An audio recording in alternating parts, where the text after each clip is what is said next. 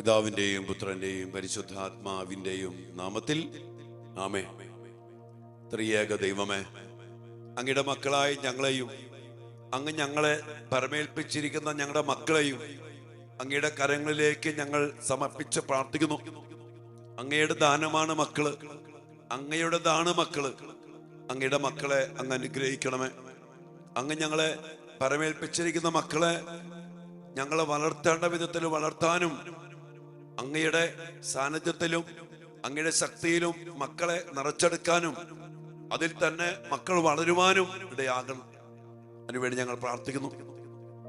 ഞങ്ങൾക്ക് പറ്റിയ വീഴ്ചകളെ ഓർത്ത്, തെറ്റുകളെ ഓർത്ത്, ഉപേക്ഷകളെ ഓർത്ത് ഞങ്ങൾ ഈ ദിവസങ്ങളിൽ അങ്ങയുടെ മാപ്പ് ചോദിക്കുന്നു.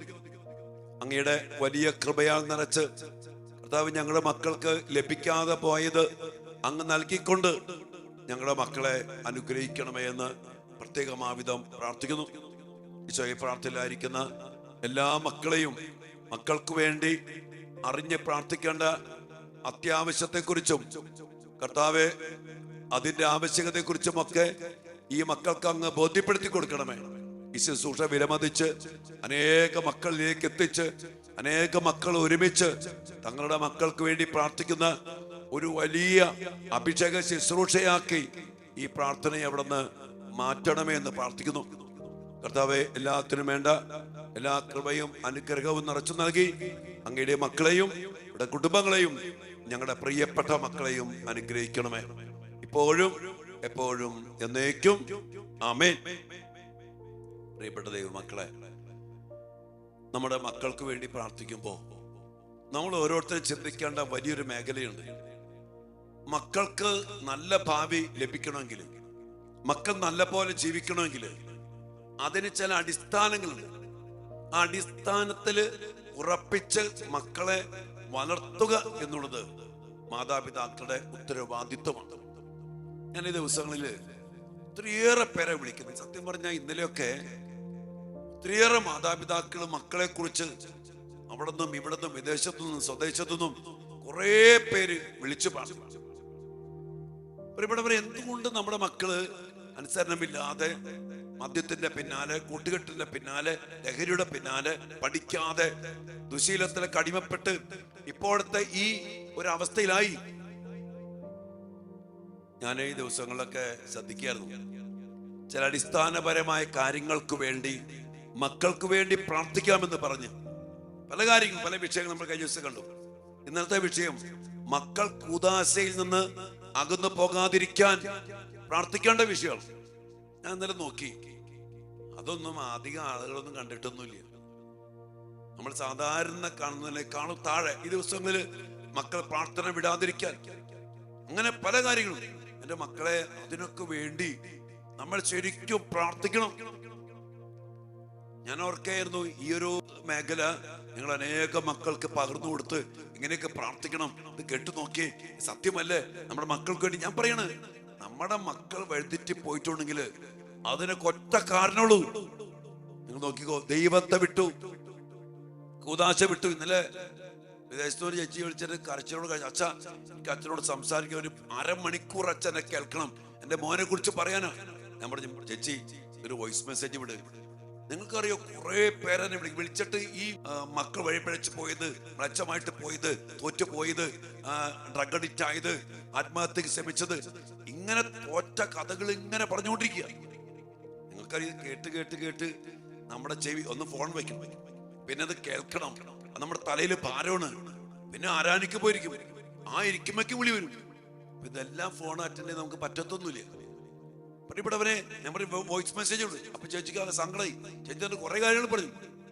3-4 മിനിറ്റ് വോയിസ് മെസ്സേജ്. അതിൽ പറഞ്ഞ കാര്യമാണ്, മോന് പ്രാർത്ഥനയില്ല, കുദാശയില്ല, കൂട്ടുകെട്ട്, രാത്രി വെളുപ്പാങ്കാലത്ത് വരുള്ളൂ, ചേച്ചി വിദേശത്താണ്, ഞാൻ അവന് വേണ്ടി എല്ലാം ചെയ്തു കൊടുക്കുന്നുണ്ട്, അവന് ഒരിക്കൽ അനുസരിക്കുന്നില്ല, അമ്മയുടെ കൂടെ താമസിച്ച് അപ്പൊ അമ്മേനെ വിട്ട് ഒറ്റയ്ക്ക് പോയി താമസിക്കുക, ഞാൻ അവനെ സപ്പോർട്ട് ചെയ്യണം. എന്നിട്ട് കരച്ചില. തോറ്റുപോയ മാതാപിതാക്കൾ, മാതാപിതാക്കളുടെ തോൽവി ഇന്ന് വളരെയേറെ വലുതാണ്. ഒത്തിരിയേറെ മേഖലകളില് മാതാപിതാക്കൾ തോറ്റുപോയി. അടിസ്ഥാനപരമായ ദൈവബന്ധത്തില്, കൂദാശയില്, പ്രാർത്ഥനയില് ദേവാലയ ബന്ധത്തില്, വിശുദ്ധ കുർബാന ബന്ധത്തില് നമ്മുടെ മക്കളെ വളർത്തി അതിൽ ഉറപ്പിക്കേണ്ടത് അത്യന്താപേക്ഷിതമാണെങ്കിൽ അതിൽ വളർത്താൻ മാതാപിതാക്കള് തോറ്റുപോയി എന്നുള്ളത് വലിയ ഒരു കാരണമാണ്. മക്കൾ ഇങ്ങനെ വഴിപ്പഴച്ചും നശിച്ചും ഇവന്റെ കൂടെ പോയി പല ദുശ്യങ്ങൾക്ക് പെട്ടുപോകാൻ വലിയ കാരണം മാതാപിതാക്കളുടെ മാത്രമല്ല, ബാക്കി ദിവസങ്ങൾ നമുക്ക് പ്രാർത്ഥിക്കണം, കരുണയ്ക്ക് വേണ്ടി പ്രാർത്ഥിക്കണം. എനിക്ക് വലിയ വേദനയുണ്ട്, പറഞ്ഞ നിങ്ങൾക്ക് വിഷമമെന്ന് എനിക്കറിയാം. 12ാം ക്ലാസ് കഴിയുമ്പോ പിള്ളേരെ നാട്ടിൽ നിന്നും വീട്ടിൽ നിന്നും പറിച്ചു മാറ്റുന്ന ഗതികെട്ട പ്രവൃത്തി നമ്മുടെ മക്കള് നമ്മുടെ കുടുംബത്തില്, നമ്മുടെ നാട്ടില്, നമ്മുടെ ദേവാലയത്തില്, നമ്മുടെ ഇടവകയില്, നമ്മുടെ ബന്ധുത്വത്തിന്റെ കൂട്ടുകെട്ടുണ്ട്. അതിലൊക്കെ ജീവിക്കാതെ എല്ലാ സുരക്ഷിതത്വം, കുടുംബത്തിന്റെ സുരക്ഷിതത്വം, ഇടവകയുടെ സുരക്ഷിതത്വം, നാടിന്റെ സുരക്ഷിതത്വം, ഇതെല്ലാം ഉപേക്ഷിച്ചുകൊണ്ട് മക്കളെ കയറ്റി വിടുന്ന പരിപാടി. ലോണോട് ഇന്ന് കുറെ പേര് അവിടെ ജോലിയുമില്ല, അവരെ പഠനം കഴിഞ്ഞു, സ്റ്റേ ബാക്ക് കഴിഞ്ഞു, നാട്ടിലേക്ക് തിരിച്ചു വന്ന് ഇവിടെ ജോലിയില്ല, അവിടുത്തെ കോഴ്സുകൂടെ ഇവിടെ സ്വീകാര്യമല്ല. ഇങ്ങനെ എത്രയോ മക്കള്. നമ്മുടെ മക്കളെ ദൈവത്തിൽ ഉറപ്പിച്ചു നിർത്താൻ ഇവിടുന്ന് പുറത്തേക്ക് പോണ മക്കള്, ഒത്തിരിയേറെ മക്കള്, ആൾക്കാരുടെ പ്രാർത്ഥനയില്ല, ഉദാശയില്ല, കൂട്ടുകെട്ട്. അച്ഛൻ പറയണ്ടല്ലോ, ഇന്നും പറയണ കാര്യങ്ങളാ. പ്രിയപ്പെട്ടവരെ, നമ്മൾ തോറ്റുപോയി. എന്നിട്ട് അച്ഛനെ വിളിച്ച് ഇങ്ങനെ എണ്ണിപ്പറിക്കൊണ്ടിരിക്കും. മെസ്സേജൊക്കെ വിട്ടോ, പക്ഷെ കേൾക്കാനല്ലാതെ എന്ത് പറയാൻ പറ്റും? ഒരു കാര്യം ഉറപ്പാണ്. എന്താണ്? പ്രഭാഷണ പുസ്തകം 27-ാം അധ്യായത്തിന് 3-ാമത്തെ വചനം, ദൈവഭക്തിയിൽ ദൃഢതയും തീഷ്ണതയും ഇല്ലാത്തവന്റെ ഭവനം, അവൻ അച്ഛനാകട്ടെ, കുടുംബമാകട്ടെ, യുവാവാകട്ടെ, ജോലിക്കാരനാകട്ടെ, ബിസിനസ്സുകാരനാകട്ടെ, പഠിക്കുന്ന മക്കളാകട്ടെ, അതിവേഗം നശിക്കും. ദൈവഭക്തിയിൽ ദൃഢത, തീഷ്ണത അച്ഛൻ എപ്പോഴും പറയാനുള്ള കാര്യമാണ്. എന്റെ മക്കളെ, നിങ്ങളുടെ മക്കളെ അതിൽ ഉറപ്പിക്കണം, ദൈവഭക്തിയിൽ ഉറപ്പിക്കണം, അതിൽ തീഷ്ണതയുള്ള മക്കളാക്കി അവരെ നിർത്തി ഇത് ചെയ്യണം. ഇതില്ലാതെ വേറെ എന്ത് എടുത്താലും നീ തോൽക്കും, നീ തോൽക്കും മാതാവേ, നീ തോൽക്കും പിതാവേ. ഇന്ന് വേറൊന്നുണ്ട്, പിതാക്കന്മാര്, അപ്പന്മാർക്ക് ഉദാശയൊന്നുമില്ല, അവര് വെള്ളി പോവില്ല, അവർ പ്രാർത്ഥിക്കത്തില്ല, അവരിങ്ങനെ നടക്കും. അമ്മമാര് എണ്ണിപ്പറക്കി പള്ളി പോകണ്ടെന്ന് പറയും, ഇവരെ പ്രാർത്ഥിക്കുന്നുണ്ട്, അവര് വേറെ പാവങ്ങൾ എണ്ണിപ്പറക്കി കൊണ്ടുനടക്കും. പ്രിയപ്പെട്ടവരെ, നമ്മുടെ കുടുംബം ദൈവത്തിന് 1-ാം സ്ഥാനം കൊടുത്ത് മാതാപിതാക്കൾ മക്കൾക്ക് മാതൃക നൽകി, ആ മാതൃക കണ്ട് ദൈവഭക്തിയിലും ഉദാശ ജീവിതത്തിലും പ്രാർത്ഥനയിലും നമ്മുടെ മക്കളെ ഉറപ്പിച്ച് നമ്മൾ നിർത്തണം. അതിൽ തോറ്റുപോയി ഞാൻ കണ്ടെടുത്തോളം എന്നെ വിളിക്കുന്ന 100% എന്ന് വേണമെങ്കിൽ പറയാം, തോറ്റുപോയ, നശിച്ചുപോയ മക്കളെ കുറിച്ച് പറയാൻ വേണ്ടി വിളിക്കുന്ന എല്ലാ മക്കളുടെയും പ്രശ്നത്തിൽ പ്രാർത്ഥനയില്ല, കൂതാശയില്ല, കൂട്ടുകെട്ട്, കറങ്ങാപ്പൊക്ക്, അതുമായിട്ട് ബന്ധപ്പെട്ട് എല്ലാത്തിനും. അതുകൊണ്ട് ഒരു കാര്യം മനസ്സിലാക്കുക, നമ്മുടെ തോൽവി മക്കളെ കർത്താവിൽ വളർത്താൻ പറ്റാതെ പോയതാണ്. 1 സാമുവേൽ പുസ്തകത്തില് 1-ാം അധ്യായത്തിന്റെ 28-ാമത്തെ വചനത്തില് പ്രിയപ്പെട്ട സാമൂലിനെ ലഭിച്ച അമ്മ എന്താ ചെയ്തെന്നറിയോ? അമ്മ എന്താ ചെയ്തേ? വായിക്കാണ്, ഞാൻ അവനെ കർത്താവിന് സമർപ്പിച്ചിരിക്കുന്നു, ആ ജീവനാന്തം അവൻ കർത്താവിനുള്ളവനായിരിക്കും. അവർ കർത്താവിനെ ആരാധിച്ചു. പ്രിയപ്പെട്ടവരെ, ദൈവം ദാനമായി നൽകിയ മകനെ ഏറ്റവും സ്നേഹത്തോടെ കർത്താവിന് സമർപ്പിച്ചുകൊണ്ട്, ഇതാ ആ ഹന്ന ചെയ്ത പ്രവൃത്തിയാണ്. ആ മകനെ കർത്താവിന് സമർപ്പിച്ചു. ആ ജീവനാന്തം അവൻ കർത്താവിനുള്ളതാ. നമ്മുടെ മക്കളെ കർത്താവിനുള്ള മക്കളാക്കി വളർത്തണം, പറഞ്ഞു കൊടുക്കണം. നീ കർത്താവിന്റെ കൊച്ച, കർത്താവിന് വേണ്ടിയുള്ള കൊച്ച, കർത്താവിന് വേണ്ടി നിൽക്കണം, ദൈവത്തിന്റെ ആലയ ശരീരം, ദൈവത്തെ കൂടെ വേണം. ഇതൊക്കെ കുഞ്ഞുനാൾ മുതല് പറഞ്ഞ് അതിനുള്ളിൽ ഇൻജക്ട് ചെയ്ത് അതിനനുസരിച്ച് ദൈവബന്ധത്തില്, പ്രാർത്ഥനയില്, മാതാവുമായുള്ള ബന്ധത്തില്, പിതാവ് സ്വർഗബന്ധത്തില് നമ്മുടെ മക്കളെയൊക്കെ ശരിക്കും ഒന്ന് മാതാപിതാക്കള് ഉറപ്പിച്ചിരുന്നെങ്കിൽ, സത്യമായിട്ട് ഞാൻ പറയണം, നമ്മുടെ മക്കൾക്ക് ഗതി വരില്ലായിരുന്നു. നിങ്ങൾ പരിശോധിച്ചു, നിങ്ങളെ പോണ മക്കളെ കുറിച്ച് നിങ്ങൾ നോക്കിക്കോ. ഈ കൂദാശ ബന്ധം, ദൈവബന്ധം, പ്രാർത്ഥന ഇതെല്ലാം വിട്ടു. ഇത് വിട്ടു കഴിഞ്ഞാൽ പിന്നെ എന്താണ്? കാരണന്മാരനുസരിക്കില്ല, പഠിക്കത്തില്ല, വിശുദ്ധ ജീവിക്കത്തില്ല. അങ്ങനെ പോകുമ്പോ പിന്നെ വേറെ കാര്യം, നമ്മുടെ ആത്മാവില് നല്ല ഒരു എനർജി, ശക്തിയില്ലെങ്കിൽ പെട്ടെന്ന് ഈ ലോകാരൂപി നമുക്ക് ഏറിപ്പിടിക്കും. ശരീരത്തെ ആത്മാവിനാൽ നിഗദിക്കണം. നമ്മുടെ ആത്മാവിന് വേണ്ട പോഷകങ്ങൾ കിട്ടിക്കൊണ്ടിരിക്കുന്നില്ലെങ്കിൽ, ആത്മാവിന്റെ പോഷണം, കൃപ, കൂദാശ, പ്രാർത്ഥന, ഈ പോഷണം കിട്ടാതെ വന്നാൽ പെട്ടെന്ന് നമ്മുടെ ശരീരം ലോകാരൂപിയാൽ കീഴ്പ്പെടുത്തപ്പെടും. ഈ പറഞ്ഞ കാര്യം, ഇപ്പൊ ഈ അച്ഛനെ പറഞ്ഞ കാര്യം നിങ്ങൾ ശ്രദ്ധിച്ചു. ആത്മാവിന് വേണ്ട പോഷണം കിട്ടാതെ പോയാൽ നമ്മുടെ ജീവിതത്തെ, നമ്മുടെ ശരീരത്തെ പെട്ടെന്ന് ലോകാരൂപി, അത് മദ്യം, കൂട്ടുകെട്ട്, രക്ഷത, ഭക്ഷണം, ഭോജനപ്രിയം, ഇങ്ങനെയുള്ള പൈശാചികതയിലേക്ക് പെട്ടെന്ന് വീണു. അതുകൊണ്ട് നമുക്ക് പറ്റിയ തോൽവിയാണ് ഈ മേഖലയില് മാതാപിതാക്കൾ കരഞ്ഞ കരുണയ്ക്ക് വേണ്ടി പ്രാർത്ഥിക്കും. ഞാൻ പറയും, രക്ഷപ്പെടണമെങ്കിൽ ജീവിതത്തെ ക്രമപ്പെടുത്തണം. ജീവിതത്തെ കർത്താവ് പറഞ്ഞ പോലെ, കർത്താവിന്റെ വചനം പോലെ ജീവിക്കണം. ഈശോ പറഞ്ഞ കാര്യങ്ങളുണ്ട്, അത് സത്യമായിട്ടൊന്നൊക്കെ പറഞ്ഞിട്ടുണ്ട് ഈശോ. അത് തന്നെയാണ് സത്യം. അതുകൊണ്ട് ഈ സത്യത്തെ മാറ്റി നിർത്താൻ, ഈ ജീവനാകുന്ന കർത്താവിനെ മാറ്റി നിർത്തിയാൽ പിന്നെ അസത്യങ്ങളുടെ പിടിയിൽപ്പെടും, മരണത്തിന്റെ പിടിപ്പെടും. ജീവൻ നഷ്ടപ്പെട്ട പിന്നെ മരണത്തിന്റെ പിടിപ്പെടും. അത് നശിപ്പിക്കും, അത് ചീച്ച് ദുർഗന്ധം വമിച്ച് ഉണക്കി ഒന്നിനും കൊള്ളാത്ത ഗതികെട്ട അവസ്ഥയിലേക്ക് നയിക്കും. മാതാപിതാക്കളുടെ തോൽവിയെ കുറിച്ച് നമ്മൾ ഇന്നു മുതൽ കുറച്ച് ദിവസം ആത്മശോധന ചെയ്യുകയാണ്. ഒന്ന് പരിശോധിക്കും. മക്കളെ ഈശോയില്, കൃപയില്, കൂദാശയില്, ദൈവബന്ധത്തില്, സ്വർഗം ബന്ധത്തിൽ വളർത്തുന്നതില് പരാജയപ്പെട്ട മാതാപിതാക്കളാണോ നിങ്ങൾ? അത് അപ്പന്റെ പണിയല്ല, അമ്മയുടെ പണിയല്ല, അപ്പന്റെ അമ്മയുടെയും കൂട്ടായ പണിയാണ്. അതും കൂടി എടുത്തോളണം. ചിലമ്മ പറയും, ഞാൻ പ്രാർത്ഥിക്കണ്ട വെച്ചാ, ഞാൻ പള്ളി പോകണ്ട വെച്ചാ ഞാൻ പോരാ. മാതാപിതാക്കള് ഈ കൊച്ചൊറ്റക്കുണ്ടായ കൊച്ചല്ല, മാതാപിതാപ്പന്റെയും അമ്മയുടെയും ഉത്തരവാദിത്തമാണ്. അതില്ലാണ്ട് നിങ്ങള് എന്ത് പറഞ്ഞിട്ട് കാര്യമില്ല. അപ്പനും അമ്മയും ഒരുമിച്ച് ജീവിതത്തിൽ മാതൃക നൽകി, മക്കൾക്ക് നല്ല മാതൃക നൽകി, ഈശോ ബന്ധത്തില്, ഉദാശ ബന്ധത്തില്, പ്രാർത്ഥന ബന്ധത്തില് മക്കളെ ഉറപ്പിക്കുന്നതിൽ നിങ്ങൾ വിജയിച്ചിട്ടുണ്ടോ? ഇല്ലെങ്കിൽ നിങ്ങളുടെയൊക്കെ ഏറ്റവും വലിയ തോൽവിയാണ്. ആ തോൽവിയാണ് ഇന്ന് നിങ്ങളുടെ മക്കളെ നശിപ്പിച്ചിരിക്കുന്നത്. അതുകൊണ്ട് ഇനി വേറൊന്നുമില്ല, കർത്താവിന്റെ കരുണയ്ക്ക് വേണ്ടി പ്രാർത്ഥിക്കുക, മക്കളെ സമർപ്പിച്ച് പ്രാർത്ഥിക്കുക. വേറൊന്നിനും വേണ്ടി മക്കൾക്ക് വേണ്ടി പ്രാർത്ഥിക്കണ്ട. മക്കൾക്ക് വേണ്ടി, ഈശോയെ കിട്ടാൻ വേണ്ടി, മക്കൾ ജീവിക്കാൻ വേണ്ടി, ഉദാശ ജീവിതത്തില്, ദൈവബന്ധത്തില്, ആ ദൈവികമായ തീഷ്ണതയില് നമ്മുടെ മക്കൾ ജീവിക്കാൻ വേണ്ടി പ്രാർത്ഥിക്കുക. അത് മതി. അതിലൊരു ഉറപ്പും അതിലൊരു തീഷ്ണതയും ഉണ്ടെങ്കിൽ നമ്മുടെ മക്കള് അതിവേഗം അനുഗ്രഹിക്കപ്പെട്ടോളൂ. ആ മക്കൾ എവിടെ ചെന്ന് പെടില്ല. ആ മക്കൾക്ക് ആത്മാവിന്റെ പോഷണം നല്ല ബലമുള്ള ആത്മാവാ.